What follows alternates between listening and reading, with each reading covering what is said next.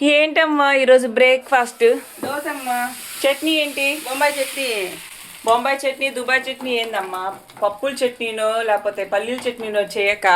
ఈ మధ్య పప్పుల చట్నీ, కొబ్బరి చట్నీ చేశాను కదా, కొంచెం మార్పు ఉండాలి కదా, అందుకే బొంబాయి చట్నీ చేస్తా. ఈ కారం వేసుకొని దోశ మీద ఆ బొంబాయి చట్నీతో తింటుంటే, దోశ మీద వెల్లుల్లి కారం వేసుకొని బొంబాయి చట్నీ ముంచుకొని తింటే సూపర్ ఉంటుంది.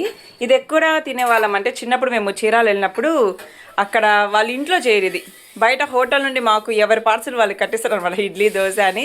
దాంట్లో వస్తుంది ఈ బొంబాయి చట్నీ. టేస్ట్ అదిరిపోయింది. ఎవరన్నా చీరాల సైడ్ వాళ్ళు ఉంటే, ఈ చీరాల సైడ్ ఎక్కువ చేస్తారు ఈ బొంబాయి చట్నీ.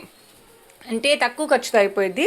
శనగపిండితో చింతపండు పులుసుతో చేసేది, చాలా తక్కువ ఖర్చు అయ్యేది. మంది ఎక్కువ ఉన్నప్పుడు మజ్జిగ పలచని అంటాం కదా, జనాలు ఇంట్లో ఎక్కువ మంది ఉన్నప్పుడు మీకు అంటే మన దగ్గర ఫైనాన్షియల్గా అంత ఇది లేనప్పుడు ఈ చట్నీ చేసుకుంటే చాలా డబ్బులు కలిసి వస్తాయి. ఏమంటావు? తింటుంటే సూపర్ టేస్ట్ ఉంటుంది. రుచికి రుచి పొదుపు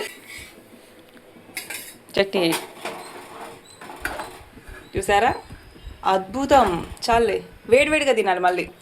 ఇదండి ఇలాగా వేడి వేడి దోశ, వేడి వేడి చట్నీ కాలిపోతుంది.